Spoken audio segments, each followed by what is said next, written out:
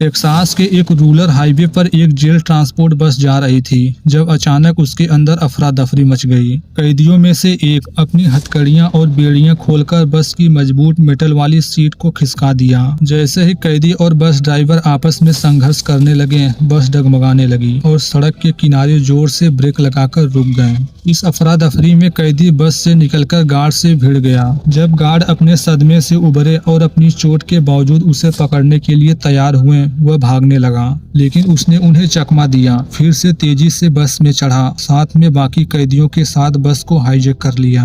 Guard ने बस के पहिए पर गोलियां चला दी, जिससे बस का कंट्रोल बिगड़ गया और वह सड़क से उतर गई। गार्ड बस के पीछे दौड़ने लगे, लेकिन वह कूदकर बाहर निकल गया और जल्द ही जंगलों में गायब हो गया। और जब तक यह सब खत्म हुआ, तब तक एक परिवार के 5 मेंबर को मार चुका था।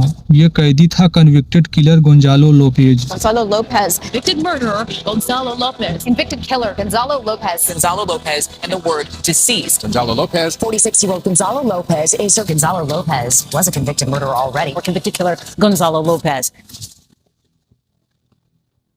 ये समझने के लिए कि हालात उस मुकाम तक कैसे पहुंचे, हमें जानना होगा कि गोंजालो लोपेज कौन था। लोपेज कोई साधारण कैदी नहीं था। साल 2022 तक 46 वर्षीय लोपेज टेक्सास की एक जेल में 2 उम्र कैद की सजा काट रहा था और उसे बेहद खतरनाक व्यक्ति के रूप में जाना जाता था।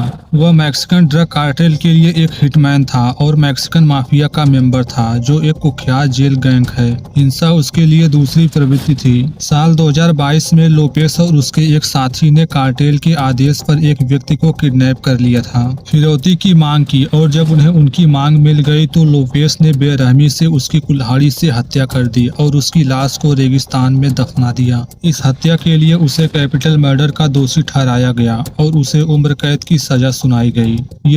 साल 2006 में मुकदमे के बाद जज ने इंश्योर किया कि लोपेज फिर कभी आजादी की हवा नहीं देखेगा। मैक्सिमम सिक्योरिटी वाली जेल में बंद उसे यकीनन एहसास हो गया था कि अब उसके पास खोने के लिए कुछ नहीं बचा है। अब उसे अपनी बाकी जिंदगी सलाखों के पीछे बितानी थी या फिर भागने की कोशिश में मर जाना था।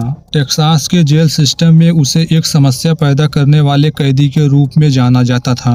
वह हिंसक, निर्दयी था और हमेशा मौके की तलाश में रहता था। साल दर साल अपनी सेल में खौलता रहा, लेकिन उसने बाहर निकलने की ख्याल कभी नहीं छोड़ी। बाकी कैदियों ने बाद में कहा कि लोपेज में एक तरह की कोल्ड डिटर्मिनेशन थी। वह किसी भी मौके, किसी भी सिस्टम की कमजोरी के लिए अपने कान खुले रखता था। अगर रोजमर्रा की दिनचर्या और ऊब ज्यादातर कैदियों को तोड़ देती है, तो लोपेज ने इससे टूटने से इनकार कर दिया। वक्त आ गया मई 2022 का। खबर मिली कि उसे अपने यूनिट से हटाकर हंट्सविल के एक अदर फैसिलिटी में मेडिकल अपॉइंटमेंट के लिए ले जाना है और इन ट्रांसपोर्ट यात्राओं को बेहद सुरक्षित माना जाता है। असल में ट्रांसपोर्ट के दौरान भागने की कोशिश बहुत कम होती है। कैदियों के हाथों में हथकड़ी, पैरों में बेड़ियां और कभी कभी अलग से जंजीरें भी लगाई जाती हैं। बस में हथियारों से लैस गार्ड होते हैं और खुद बस भी एक पिंजरे की तरह होती है। फिर भी उसने अपना मौका देख लिया।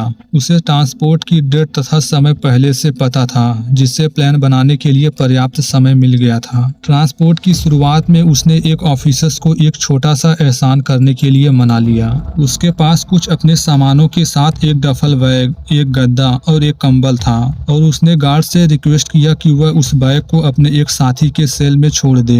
यह नॉर्मल लगा और गार्ड ने उसकी बात मान ली। बैग लोपेज के दोस्त के पास छोड़ दिया गया। असल में यह नियमों के खिलाफ था, लेकिन ऑफिसर्स ने एक नहीं सोचा। इसके बाद जब वे उसे सफर के लिए हथकड़ी लगाई जा रही थी, एक और गार्ड ने उसकी हथकड़ी पर एक सिक्योरिटी टूल्स लगा दी। इसे कप प्रोटेक्टर कहा जाता है। हथकड़ियों के की होल को ढकने के लिए बनाया गया ताकि कैदी उससे कोई छेड़छाड़ न कर सकें, मगर वास्तव में प्रोटेक्टर सही तरीके से नहीं लगाया गया था। यह उसकी हथकड़ियों के की होल को पूरी तरह से नहीं ढक रहा था। ऑफिसर्स को उसकी पूरी तरह से तलाशी लेनी थी और उसे एक मेटल डिटेक्टर चेयर से गुजारना था ताकि यह इंश्योर हो सके कि वह कोई इलीगल सामान या हथियार छुपाकर तो नहीं रखा। लेकिन यह जांच नहीं हुई। पता नहीं चल पाया। उसने एक हथकड़ी की चाबी और 2 मेटल की स्नैक छुपा रखी थी। करीब 11 बजे सफेद जेल बस रवाना हुई। बस में मेडिकल अपॉइंटमेंट ट्रेन के लिए जा रहे थे 16 कैदी। साथ में 2 एक्सपीरियंस ऑफिसर्स उनकी निगरानी में हैं।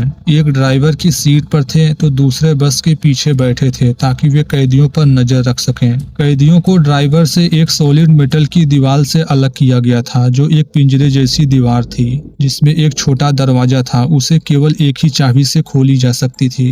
लोपेज उसी के पास बैठा था। जैसे बस हाईवे 7 पर लियोन काउंटिंग से आगे बढ़ रही थी उसने अपनी चाल चली।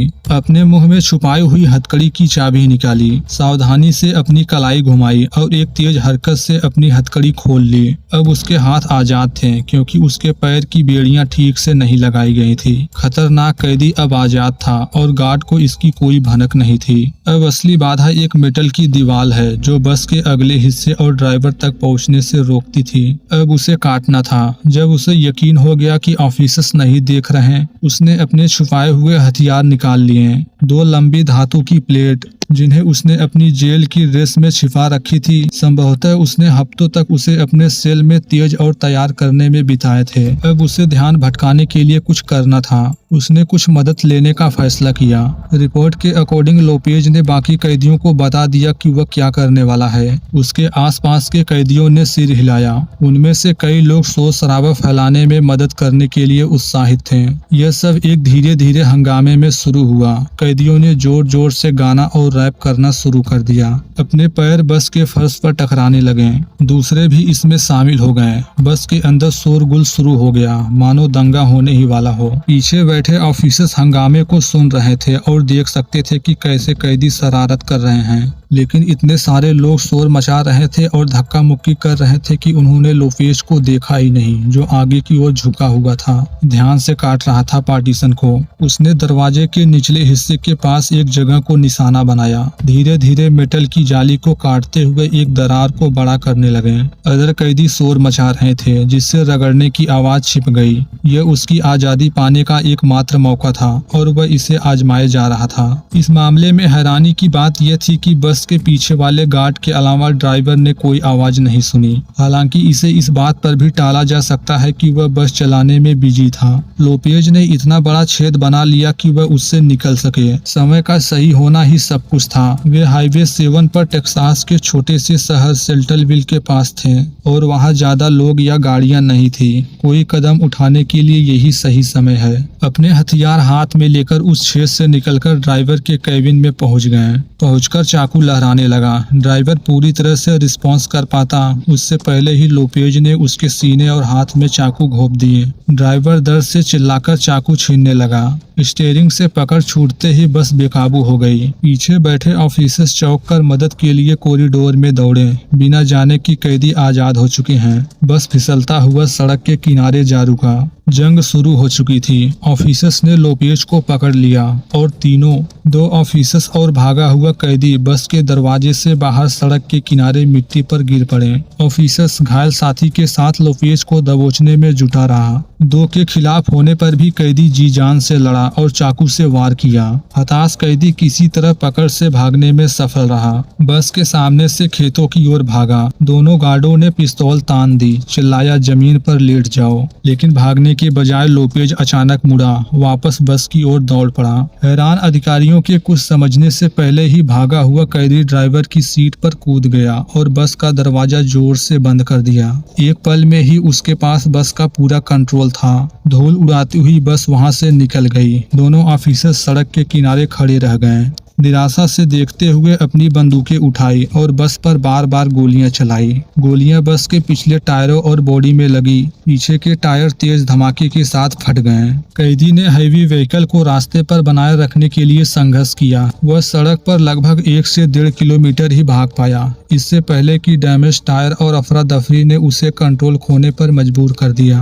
वह डगमगाती हुई एक खाई में जा गिरी और आखिरकार धूल के बीच जा रुकी। ऑफिसर सड़क पर दौड़ते हुए दुर्घटना स्थल की ओर भागे और बेतहाशा बैकअप के लिए रेडियो पर संदेश भेजने लगे। लेकिन कैदी रुकने वाला नहीं था।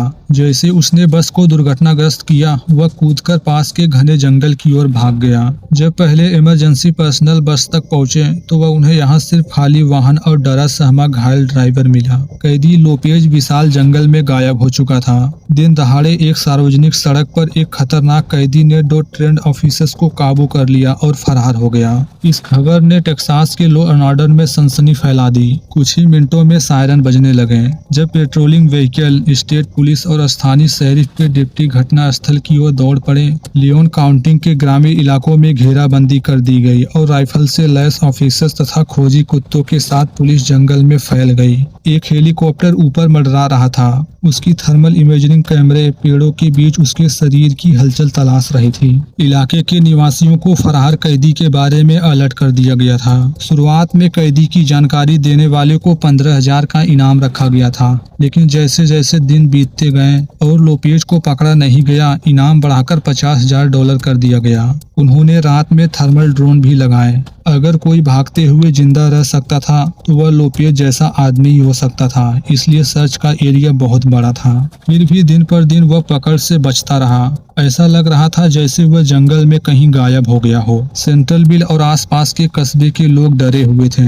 लोगों को सलाह दी जा रही थी वे साथ में यात्रा करें और कुछ न तो कुछ अपनी सुरक्षा के लिए हथियार भी रखें। लोपेज का लंबा आपराधिक इतिहास था, सभी के दिमाग में था।